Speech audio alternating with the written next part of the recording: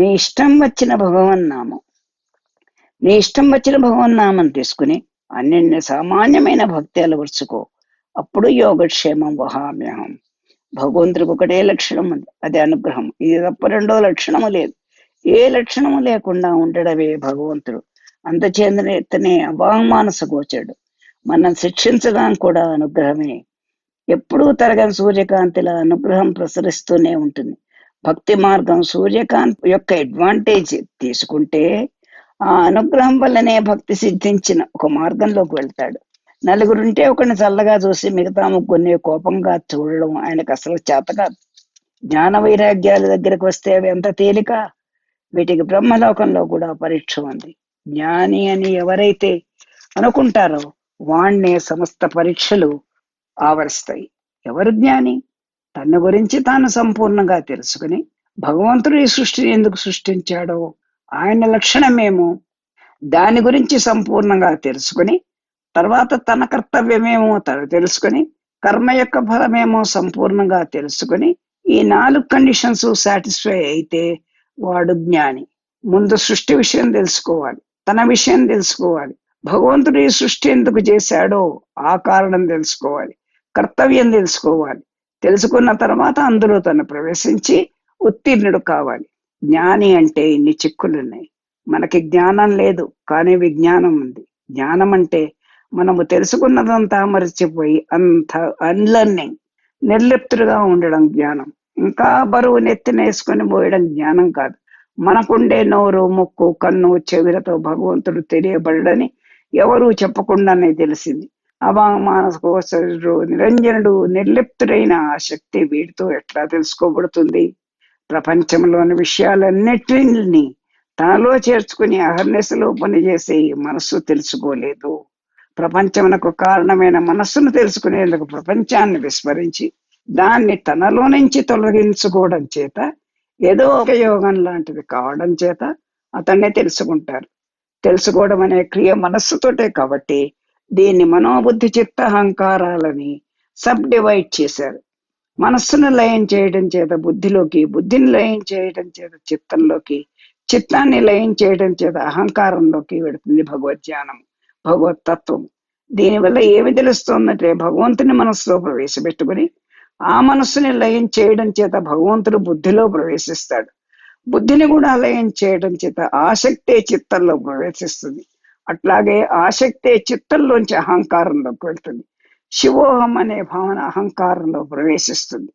ఆ భగవత్ శక్తి ఇది. అహంకారం కూడా మీరు నాశనం చేస్తారా? ఆ ఆత్మే భగవంతుడిగా పరిణామం చెందుతుంది. అంటే మనోబుద్ధి చిత్త అహంకారములు భగవంతుని పొందేందుకు సాధన. మీకు మనస్సు లేదనుకోండి, శరీరంతో పొందడానికి వీలు లేదు. మరి దేంతో సాధన చేస్తారు? మనోబుద్ధి చిత్త అహంకారం లేని టూల్స్ ని భగవత్పరం చేస్తే భగవంతుడు మీలో ప్రవేశించవచ్చు, తెలియవచ్చు. తద్వారా ముక్తి. ఇది భక్తి మార్గంలో ఒక భావం.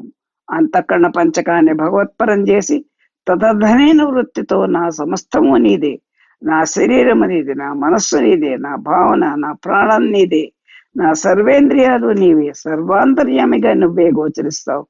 నా కళ్ళకి నీవే కనబడు, నా చెవులకి నీవే వినబడు, నా ముక్కుకి నీవే తెలియబడాలి. ఏ చెట్టునో పుట్టనో ఆలింగనం చేసుకున్నా ఆ చెట్టులో పుట్టలో ఉండి నీవే ఆ లింగనాన్ని నాకు ప్రసాదించు. నా తనువు మనవు అంతా నీ పరం చేస్తున్నాను అనే భావన ఉండాలి. ఇవన్నీ భగవంతుని అధీనం చేయడం చేత చేసే కర్మలన్నీ భగవత్పరం అవుతాయి. ఈ కర్మల ఫలమే జ్ఞానం. అహంత లేని కర్మలు మళ్ళీ జన్మే ఉండదు. కర్మలు భగవత్పరం చేసి భక్తి అనే ఒక ఎమోషనల్ అటాచ్మెంట్ ఉంటే తప్ప సంపూర్ణంగా లయం చెందలేదు. అలాంటి క్రియ సాధించాలంటే బ్రహ్మాండమైన ఎమోషనల్ అటాచ్మెంట్ భగవంతుడి యందు ఉండాలి. శివలింగము చూస్తే అందులో శివుడు ఉన్నాడనే భావన భక్తిదాయకం అవుతుంది. ఒక ఎమోషనల్ అటాచ్మెంట్ తో ఉంటుంది భక్తి. కళ్యాణ గుణములను ఆపాదించి మనోహర రూపాన్ని భావించడం చేత భక్తి కలుగుతుంది. సీతారాముల విగ్రహాలు త్యాగరాజు ఆరాధించాడు. ఆయనకు విగ్రహాలు కాదు, సజీవ మూర్తులు. ప్రేమతో సమస్త సేవలు, తెల్లవారి పళ్ళు తోమడం మొదలు పొపలింపు సేవ దాకా సమస్తము చేసేవాడు. అలసిపోయావు, త్వరగా నిద్రపోవు అని సంభాషించేవాడు. ఈ కర్పూరపు విడం నేను ఇవ్వడం కాదు, మా సిరిమ్మ తల్లే నీకు ఇస్తుందనే భావంతో స్వీకరించు అని రాముడితో అనేవాడు.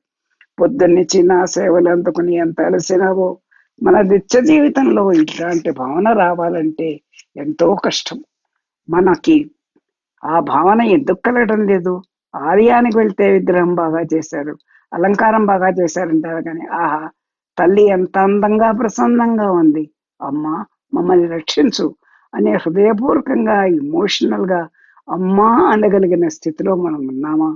ప్రాపంచికమైన అజ్ఞానాన్ని జ్ఞానం అనుకుంటూ, ఇంటలెక్చువల్ రీసెర్చ్ చేశామనుకుంటూ, ఏదో చేస్తూ వీలైనంత మటుకు అసలు వస్తువుకి దూరం అవుతున్నాం.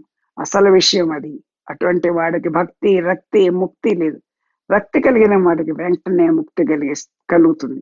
పరమేశ్వరుడికి మానవుడికి ఉండే సంబంధం అంతా ఆ విజ్ఞానం అనే తెరవున్నందువల్ల వస్తుంది.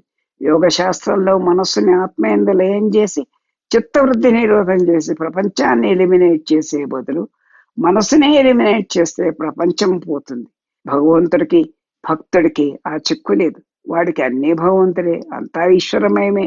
చెట్టు పుట్ట కిటికీ పంది చెరువు సముద్రము అనే తేడా లేక, చేతన చేతన అనే జ్ఞానము లేక కూడా పరమేశ్వరుడే అంతా వాడికి. విజ్ఞానం పెరిగి సొఫిస్టికేటెడ్ లైఫ్ పెరిగిన కొద్దీ భక్తికి దూరం అవుతాం. భక్తి తేలిక కాదు, ఎవడు పడితే వాడు అవలంబించేది కాదు. ఆలయంలో ఉండే విగ్రహానికి ఒక్క క్షణం భక్తితో భగవంతుడనే భావంతో నమస్కరించే సంస్కారం ఇంకా ఉంది. దాన్ని ఆధారం చేసుకుని జపము తపము నామస్మరణం ఏదో ఒక మార్గాన్ని అవలంబించి తీరవలసిందే. అన్నీ అయ్యాక వైరాగ్యం, ఇది మరీ ప్రమాదకరమైనది. ఉత్తమ లక్షణాలుగా చెప్పుకునే దయాదాక్షిణ్యాలకు అతీతంగా ఉంటుంది వైరాగ్యం. దాని యొక్క ఆదర దృష్టి మనకు గోచరం కాదు. మన యాడ్ స్టిక్ తో మనం ప్రపంచాన్ని కొలిచినట్లుగా ఉంటుంది. వైరాగ్యం కూడా లోకానికి విరుద్ధమై లోకాన్ని సంపూర్ణంగా త్యాగం చేయగలిగి ప్రపంచంలోని సుఖదుఖాలతో కానీ ఇతర ఏ విషయంలో కానీ నిమిత్తం లేక ఆత్మదర్శనమే ముఖ్యమని అనుకునే స్థితి. ప్రపంచంలో నాది అనే ఏ వస్తువు లేదని మమత్వాన్ని సంపూర్ణంగా వదిలిపెట్టాలి. కొంత భక్తి, కొంత జ్ఞానము, కొంత వైరాగ్యము ఉంటే ఏ ఒక్క మార్గానికి నీవు సంపూర్ణంగా చెందినవాడివి కాదు అని చెప్పడానికి ఇదంతా చెప్తున్నాను. ఒక మార్గానికి చెందినవాడుగా ఉండాలి, లోకానికి పిచ్చివాడుగా ఉండి ప్రపంచంలో అన్ని విషయాలు సంపూర్ణంగా తెలిసిన వాడు జ్ఞాని. లోకంలో సందేహం ఉండకూడదు అతనికి. వైరాగ్యం అంటారా, ఎంత భయంకరమైన స్థితిలో కూడా ఇంకా వెనక్కి చూడడం అనేది ఉండదు. రాగం లేకపోవడమే వైరాగ్యం. విరాగికి తృప్తి ఎందుండే అర్థము కనపడదు. వైరాగ్యం అన్న వాడికి లౌకిక కార్యాల్లో అర్థం కనపడదు. వాడికి మనం చేసే ధర్మాల్లో, పుణ్యకార్యాల్లో, తపస్సుల్లో, భగవద్ధ్యానంలో కూడా అర్థం ఏమీ కనపడదు. వైరాగ్య లక్షణంలో ఎందుకు తపస్సు? వీడెందుకు తపస్సు చేస్తున్నాడని అంటారు. దేన్ని కోరి వీడు తపస్సు చేస్తున్నారు? అసలు కోరతగింది ఏమి ఉన్నది? ఈ ప్రపంచంలో భగవంతుని తప్ప ఏ ఇతర వస్తువు ఆశ్రయించినప్పటికీ ఆ వస్తువే మళ్ళీ లభిస్తుంది. కానీ ఈశ్వరుని మాత్రమే ఆశ్రయిస్తే అతడు తప్ప మీకేం ఫలం కలుగుతుంది?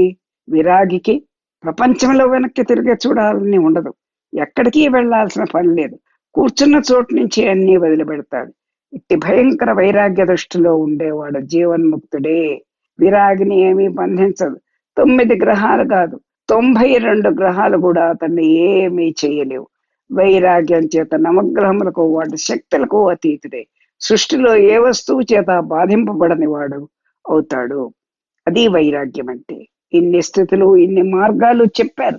ఆర్ష సాంప్రదాయాలు, దాన ధర్మాలు, అంతఃశౌచం, బాహ్య శౌచం, ఈ లిస్టు వేసుకుని ఇవన్నీ ఉంటే మీకు మోక్షం వస్తుందంటే అది బ్లాక్ బోర్డ్ లెసనే కానీ ప్రైవేట్ వ్యూ కాదు.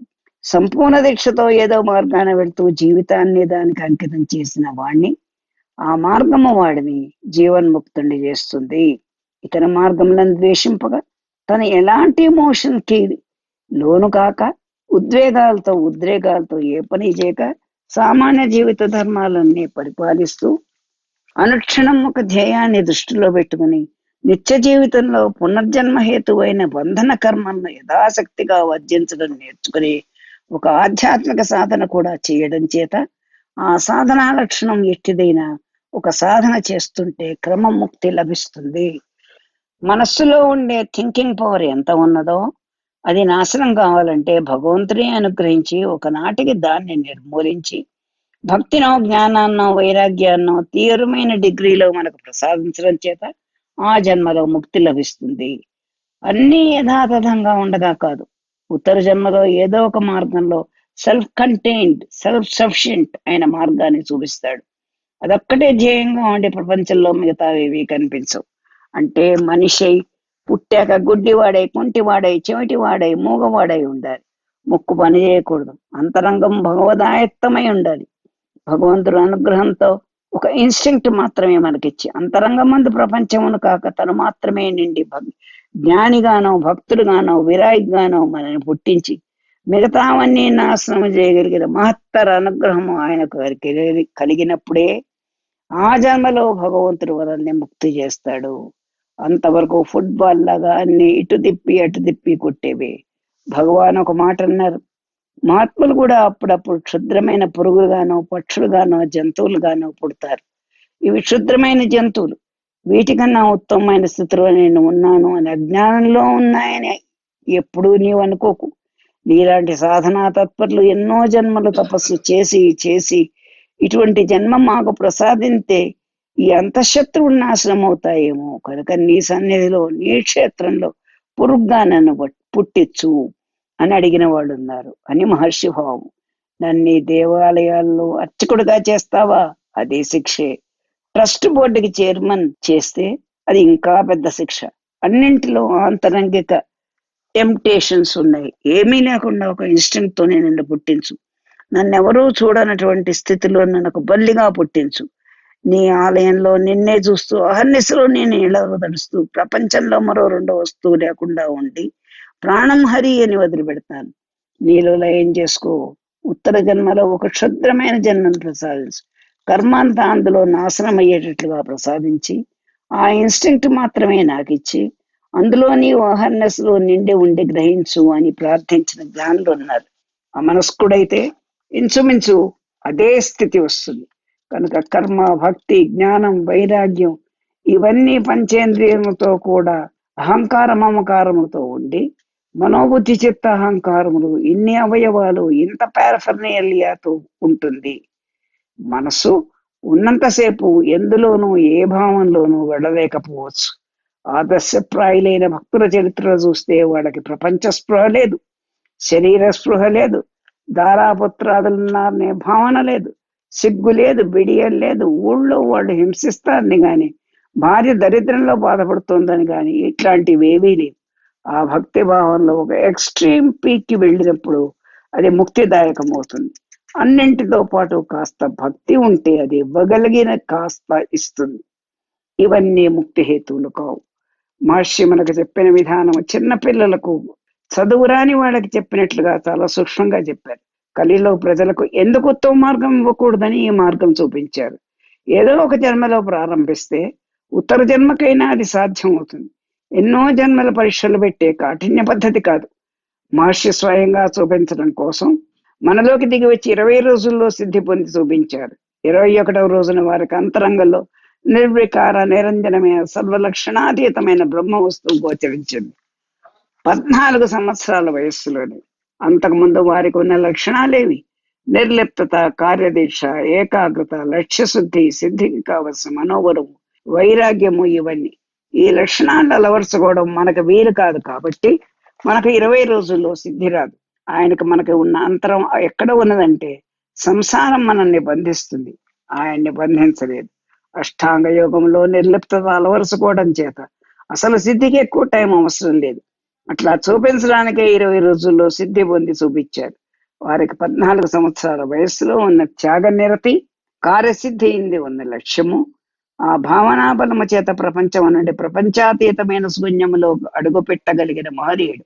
ఆయన 20 రోజుల్లో సిద్ధి పొందారంటే మనకు మార్గదర్శకంగా ఉండడానికే కానీ ఆత్మోద్ధరణకు కాదు. ఇదివరకే ఎంతో మందిని ఉద్ధరించిన మహాత్ముడు, అనేక మహాత్ములను సృష్టించిన మహాత్ముడు, కరుణీరాయిని పుట్టని కూడా చైతన్యవంతము చేసి ప్రాణం పోసి దానిని ప్రపంచంలో జీవింపచేసి దానికి కూడా ముక్తిని ఇవ్వగలిగిన మహాత్ముడు ఆయన. ఆయన గురించి ఎంత చెప్పుకున్నా చాలు. ఆయన ఆదర్శప్రాయంగా మనసులో నిలుపుకుంటే చాలు. తక్కిన పనంతా ఆయన చూసుకోవడానికి సిద్ధంగా ఉన్నారు. ఎంతో కష్టమైన క్లిష్టమైన సాధనాకైనా సింప్లిఫై చేసి సామాన్యులకు అందుబాటులోకి తేవడమే వారి లక్ష్యం. ప్రస్తుతం మానవులకున్న అవిద్య కూడా వీడి అల్పశక్తికి అనుగుణంగా అల్పంగానే ఉంది. ప్రస్తుతము మనిషికి అంతఃకరణ శుద్ధి, శక్తి ఇవి రెండు అల్పంగా ఉండడం చేత మార్గాలు కూడా సూక్ష్మంగానే ఉపదేశించబడ్డాయి. ఏ సాధన చేయడానికైనా ముందు వర్గాలను జయించడము, నిరుధ్యాసాదులతో తను నిర్లిప్తుడై ఉండడము, ప్రపంచంలో ఏ వస్తువు చేత వికారం చెందకుండా ఉండడము, ఈ సాధనా సంపత్తి యొక్క ఆవశ్యకత ఎంత అంటే సాధకుడు అవి సంతరించుకుని తీరవలసిందే. యోగి దేహముందే ఉండే దౌర్బల్యములు, మనస్సులో ఉండే వికార లక్షణములు అన్నిటినీ జయించి ప్రపంచాన్ని తృణప్రాయంగా తృణీకరించగలిగిన మహాసమృద్ధుడై, సృష్టిలో ఇంద్ర పదవిని కూడా తృణీకరించగలిగిన నిర్లిప్తత కలవాడై అట్టి స్థితిలో యోగ సాధన ప్రారంభిస్తాడు. ఇది మానసికంగా సాధనకి వచ్చే ఉత్తమ స్థితి. వాడు బ్రహ్మజ్ఞాని కావలసిన పని లేదు. ఆ పైన జ్ఞానం చేత కైవల్యము, బ్రహ్మ విషయమైనటువంటి జ్ఞానము ఒక స్థితి. జగత్తులో విరక్తి ఒక స్థితి, అది ఒక రకమైన జ్ఞానము. బ్రహ్మ వస్తువు యొక్క సంపూర్ణ పరిజ్ఞానమే బ్రహ్మ జ్ఞానం. ఇందులో ప్రపంచ వైముఖ్యత కలిగిన వాడికి ఎట్టి యోగ స్థితి లక్షణంలో సంపూర్ణ ముక్తిని ప్రసాదిస్తుంది. పట్టుదల ఉంటే ఎవరైనా సాధనా బలం చేత సాధించవచ్చు గురువు అనుగ్రహంతో. ఈ సాధనలన్నీ ఉత్తమోత్తమైన మార్గంలో అయినా మనిషి యొక్క సంస్కారం, తన సెల్ఫ్ డిసిప్లిన్, సెల్ఫ్ ఇంప్రూవ్మెంట్ ఇదంతా సాధనే కాక నిత్య జీవిత సాధనగా అనుష్ఠించాలని మర్చిపోకూడదు. దాని ఇంపార్టెన్స్ దానికే ఉండదు. మిత భాష, మితాహారము, శరీర సౌఖ్యములందు విరక్తి, శారీరక భోగములందు లాలస లేకుండా ఉండడము, సంపూర్ణ ఇంద్రియ నిగ్రహము, ఆసనాది సాధన, సచ్చరిత్రలు వినడము, పురాణాది శ్రవణము, పుణ్యశ్రవణ కీర్తనము, తత్వరహస్యములను గురించిన బోధలు వినడము, ఇట్లా అంతఃకరణ ప్రవృత్తిని ఇంద్రియములతో సహా దేహాత్మభావంతో సహా ప్రపంచానికి అతీతమైన విషయములను ఉన్ముఖము చేసి ప్రపంచానికి తాను వ్యక్తిగా ఉండి ప్రపంచం చూడడం బదులు ప్రపంచాతీత విషయాన్ని చూడడం, దాన్ని పొందడం వేరు. ఆ వ్యక్తిగానే ఉండి తాను ఎక్కువ పరిశ్రమ చేస్తూ ఆ ధోరణిలో తాను జీవించడం వేరు. ఇది ముని వృత్తి. దానిలో సాధన చేసి ఫలం పొంది ఆ ఫలాన్ని తాను అనుభవించి బ్రహ్మజ్ఞాని కావడం వేరు. అది యోగ సాధన.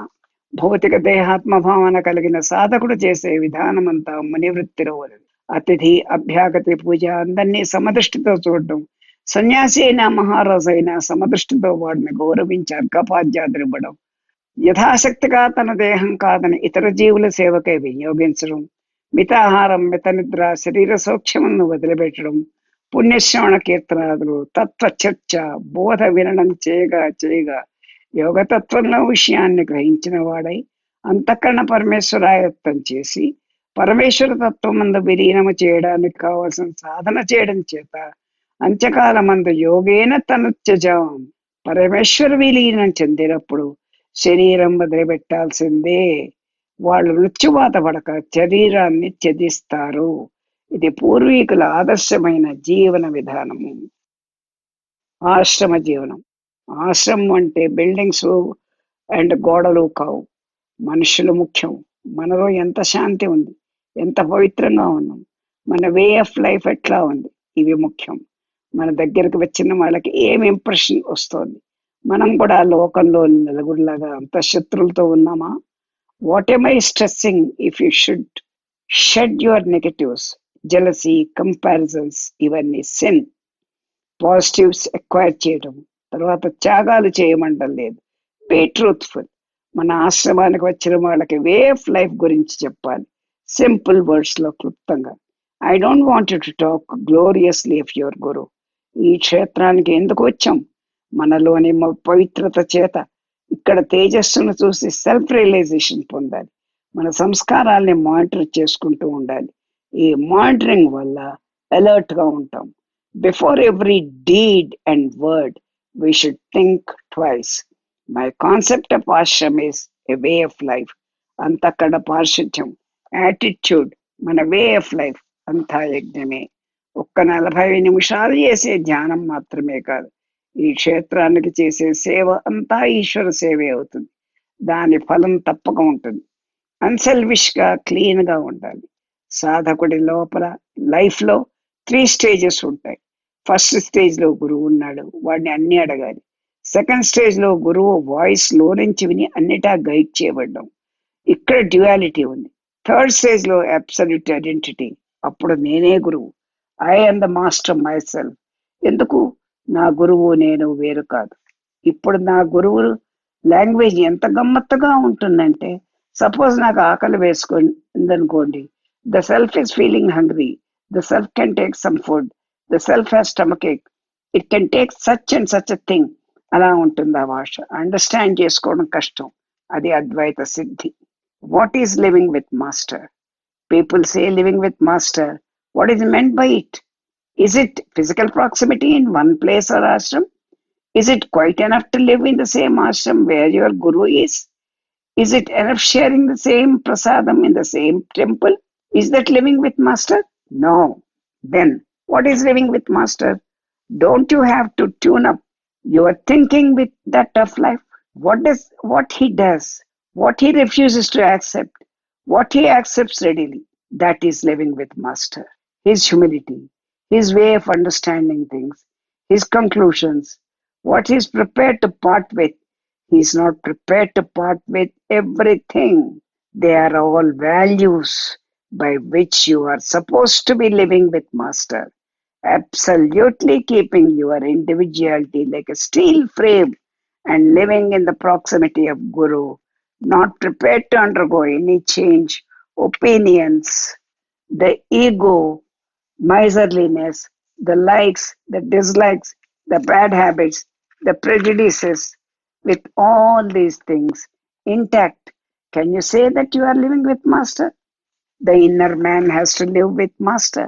That is as simple as that. The Master has an inner personality and an external personality perfectly tuned. That is called the Master. Even if he has a weakness that is written on his face and there is a holding of it, there is no hiding of it. As a human being, if he has a weakness, that is not hidden. There are no assumptions, no apprehensions. If he has not understood something, the lack of understanding is writ large on this face. His weak points also will be there, if any. If you don't find any, then take it, he does not have it. That scrupulous transparency, absolute transparency in the system of values that he follows, naturally without making a policy about it, should be observed. Qualities are never a policy. Honesty is not a policy. Honesty has to be nurtured as a policy. Somebody is about to be promoted next year. He is in the list. He is honest the entire year. That is how an official behaves when he is due to promotion. There, it is his policy. It is oriented towards a reward. Even punishments are accepted with or without a reward. Be what you are. That is transparency. That kind of inner mass, a tuning up with the inner personality and the external personality of master is living with him. Unless the master expresses himself, how do you know what he is? He has to live what he is, like what he is. There are no hide and seek facts in his personality. Small things in life exude a certain quality, like courtesy and humility. It should be there in every moment, every moment. It has to be there. That should be followed totally. Physical proximity with Master, the same ashram, saying that the claiming something like a respectability because you are a member of a particular ashram living with Guru, that has an ulterior motive. It amounts to be looking for a reward for living with him. Actually, living with him is the reward. Another thing, if a man is really living with Master in the real sense of the word, the responsibility of the Guru increases. The burden on his shoulder increases. The master has to regulate himself more carefully. He conducts himself with great responsibility. When others don't follow him, he is more independent to be ignorant. He can afford to be careless. When the other man immediately follows your advice, your responsibility increases. Only those who truly live with Master in its real sense alone shall be benefited. Every finished guru can certainly guide anyone after taking them into his fold if they really surrender, if they really want guidance without any kind of physical proximity. They can be living 2000 miles away, but then where is the need for physical proximity? It is for the sake of cutting off the rough edges, and angularities in one's own personality. These angularities must disappear. Certain things have to be corrected. A few things have to be achieved. Personal conduct, interaction with society among people. In the absence of this, it is futile even to attempt to live with Master. A guru is a model. All life is a material life. All material life is bound by dharma. These are certain basic qualities. By being a basic, perfect human being with all his positive qualities, human values, he is trying to achieve some higher values, ultimately raising to pure spiritual experience. This path has pitfalls. If things like money don't tempt a man, it's quite like that his ego may pull him down sometimes. For example, self estimation. These things are likely to happen. In all these things, the role model of humility is master. There a man lives with his master. My master in Himalayas, I being in Bhimli, I can be with my master. This is how I should be able to train myself without all the time visiting my master in Himalayas. Maybe once a year in summer and then living separately for the rest of the year. All the 365 days I must be able to live with my master wherever he is. His personality must be present in me. Living with him is observing and following. Inner contact is real proximity. How to wash off sins? Through jnana and tapas according to one's capacity. Yadha Shakti. Normally you say, I am an ordinary man. What tapas can I do? Well, when you were committing a sin, you were an ordinary man. Tapas is also the same as level. Though penance, charity, remembering the Lord's name, and service to saints, sin could be washed. In this world, there is no sin which can't be destroyed. How does Rama Mantra grant moksha? Panchakshri gives jnana. There is no need to destroy karma. Karma may remain as it is, and yet moksha can be achieved. Acquaintance with the Lord's name is more than enough. If you have His name, you are holding the treasure. You take His name and do your work, then karma does not bind you.